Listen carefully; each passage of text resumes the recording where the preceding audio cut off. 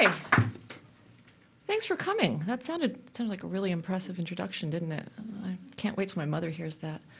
I'm here to talk about why Margaret Thatcher matters, but I think some of you may also have come to hear me talk about Turkey. Is there anyone who came specifically to hear me talk about Turkey? Because I'll put in a few minutes at the end. You did. Anyone else? How would people feel? Because I think you ought to hear me talk about Turkey. I think it would be good for you. How would people feel about my saving about 15, 20 minutes to talk about Turkey since I've got a captive audience? Okay. All right. So the title of my book is There's No Alternative, Why Margaret Thatcher Matters. Now, I think because I'm speaking here at the Heritage Institute, I may not need to persuade you that Margaret Thatcher matters. Would that be right? Yes, that'd be right. Okay. So we're going to skip that. We're going to assume she matters, and we're going to assume that there's a basic understanding of why she matters. I'm going to talk a little bit about why she is particularly relevant to the upcoming election, the people who put together the strategy for putting the Conservatives and Margaret Thatcher in power in 1979, how they viewed the situation in Britain at the time, which I think was analogous to a spooky degree to what we're seeing in the United States now, and what they thought needed to be done both to put her in power and, once she was in power, to reverse Britain's seemingly terminal decline. Okay? So, first, the points of analogy between Britain in 1979 and the United States today. What really needs to be remembered is that Britain in 1979 was considered a hopeless case. The question among conservatives was not, can this be reversed, but how can we manage the terminal decline? Socialism was pretty far advanced. It wasn't the USSR, but major industries were nationalized. The economy was in an absolutely parlous state. Relations with labor were, labor was in charge. The government wasn't. And elections had been fought on this point, and the government had lost. The trade unions were making the country ungovernable. Widespread sense of pessimism, defeatist rhetoric in the press. Britain was seen as no longer a major power, no longer a global power of any great significance.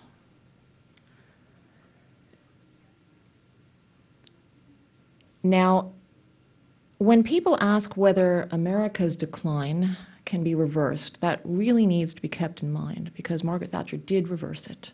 It was further gone than the United States, and she did reverse it. Point one. Let's talk a little bit about the people who put together her campaign strategy. There's three people I want to talk about today. I want to talk about Keith Joseph, I want to talk about John Hoskins, and I want to talk about Nigel Lawson, who became her chancellor. And I want to talk about one document in particular, which is the Stepping Stones report. Has anyone heard of the Stepping Stones report? I mean, who hasn't read my book? Okay. I've actually got it here, and I really want to draw your attention to it. It's written by John Hoskins, who was the head of her policy unit. Hoskins was an extremely influential figure in her first government. He subsequently resigned on the grounds that she wasn't quite radical enough, she wasn't conservative enough. I mean, her government was famously divided into the wets and the dries, and he actually thought that Thatcher herself was a little bit damp. So that tells you a little bit about him.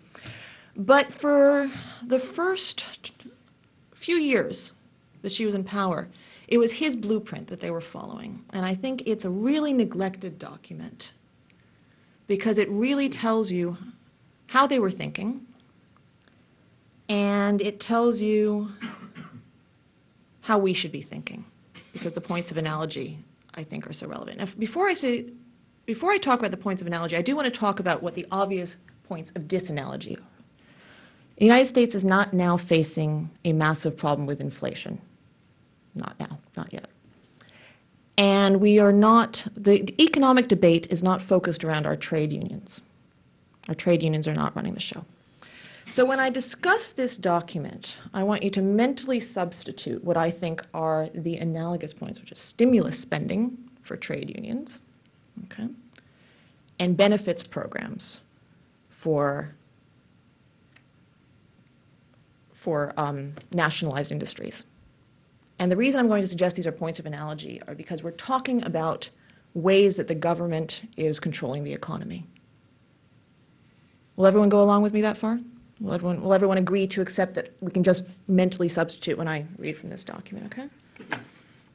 So I want to read a few points from the Stepping Stones program.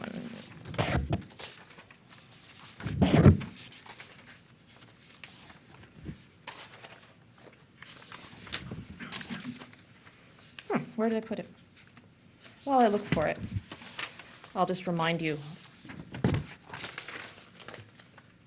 of a few important things she said because they're in my notes. One thing that I think is really important to think about is the moral case that Margaret Thatcher made against centralized economic planning. The thing that makes Thatcherism Thatcherism, as opposed to just free market economics, is that she took a moral case to the electorate. She didn't just say a free market is more efficient, it produces wealth better than a command economy. She said a free market is more moral. A free market produces better citizens. It produces people who are able to stand up for themselves, to innovate, to create, to take responsibility for themselves, and to make moral choices. She was saying something very important, which is that socialism wasn't just a bad idea economically. It wasn't a good idea that had been misapplied. It was an inherently wicked idea that took away people's adult moral capacity to choose, to make the important daily choices that define a moral life. This is part of the message that really needs to be made right, or part of the case that really needs to be taken to the electorate right now. Because we're looking at it on both sides, too technocratically. We're saying, well, what went wrong with all this stimulus spending? Maybe we need to fire hose some more money into the economy. Maybe that'll bootstrap it up. And then things will go back to normal and we'll all just be Americans the way we always have. And then no one is looking at what it does morally to a society. You're nodding like you agree with me. Yeah. All right. This is the crucial part of Thatcherism that people need to understand. This is why she matters.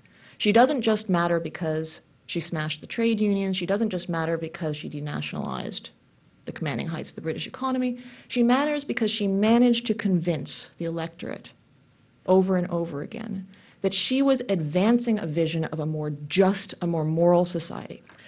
Right now, in the United States, there is an unspoken message that even if what the Obama administration and his predecessors have done to redistribute income isn't working, the intentions are really good. Those are the good people, and it's the greedy, bad people who want to stand in the way of that and impoverish, and who want to stand in the way of getting health care to people who need it and helping poor people. They're bad, they're selfish.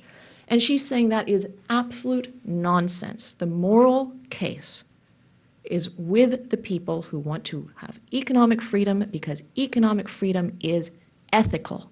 It is good. It makes good people, and it is what good people want. Okay? That message has to go out. So, in her words, in the end, the real case against socialism is not its economic inefficiency, though on all sides there is evidence of that. Much more fundamental is its basic immorality. Now, this is a point, of course, that had been made by others and made before. We can all say what the intellectual origins of this point are. It comes from Hayek, it comes from Milton Friedman, but it had never been made by a politician with Thatcher's skill at conveying this particular aspect of the anti-socialist message. And it hadn't been made by a politician with her dramatic presence, with her magnetism, with her ability to take the electorate along with her. How she did that is an extraordinary story. It also hadn't been made by a politician who wasn't American. I know you're all thinking, well, what about Ronald Reagan? Of course there's Ronald Reagan. Ronald Reagan was talking to a nation that already basically believed this. If he was speaking today, I don't know whether he would be talking to a nation that basically believed this. There's been a real change in climate. But she was talking to the world And she was not talking on behalf of the United States. She was talking on behalf of Britain. She was talking to a nation that had already gone very far down this path